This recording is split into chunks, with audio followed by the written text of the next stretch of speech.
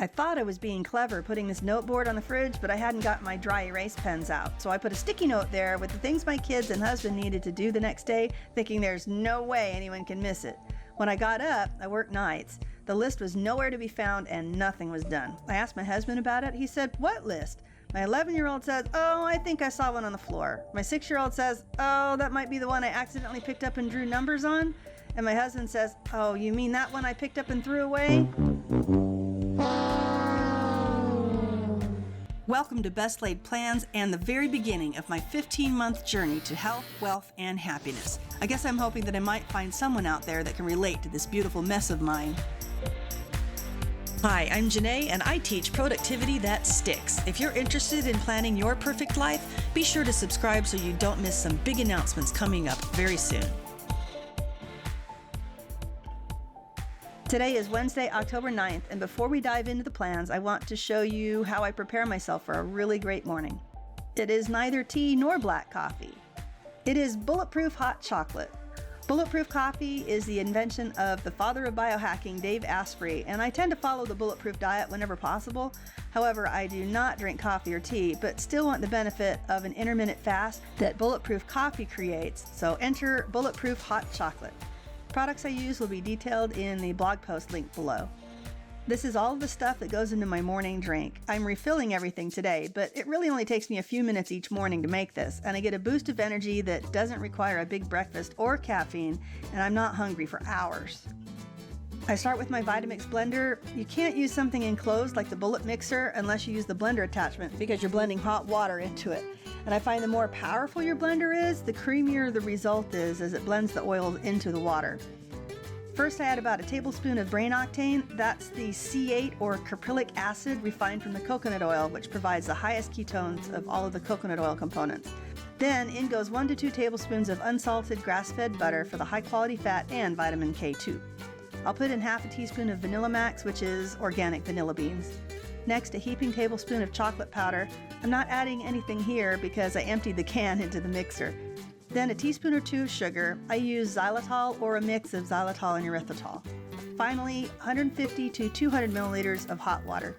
It gets blended on high for 50 seconds before stirring in a heaping tablespoon of collagen protein. You don't want to power blend this in because the proteins are really delicate, and if you beat them up, you're not getting their full benefit. And that's it. The kids love it if I add another couple of teaspoons of sugar and a tablespoon or 2 of dry milk, and sometimes marshmallows. Then we go into something totally not bulletproof, but I'm not eating it.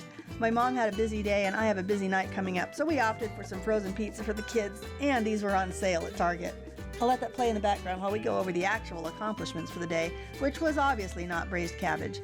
As you can see, I was a good girl and I had some homemade gluten-free pizza and ended up feeling a bit headachy later in my day. That in combination with not being able to sleep well the night before made for some really sketchy self-care today. For my weekly focus, I worked on the vlog as much as I could, but didn't get to any of the other major projects. Work went really well though, as I got quite a few product posts and product designs complete and more work on a custom order.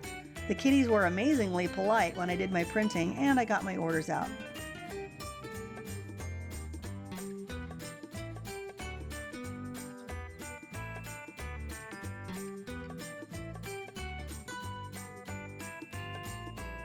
For my personal items, I did my Italian and Elder Scrolls login, and in spite of the headache, did some Kung Fu with my family.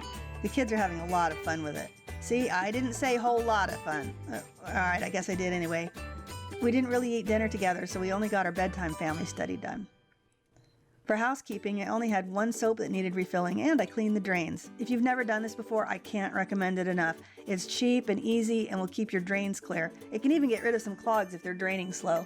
All you need is baking soda, white vinegar, some hot water, and I like to have a chopstick handy. What you'll do is put 1/2 to 1 cup of baking soda down your drain. I use the chopstick to help poke it down the smaller drains. If it doesn't all just go right in, get as much of it down in the pipe as you can. Then very quickly pour all of the vinegar into the drain. My kids love this part.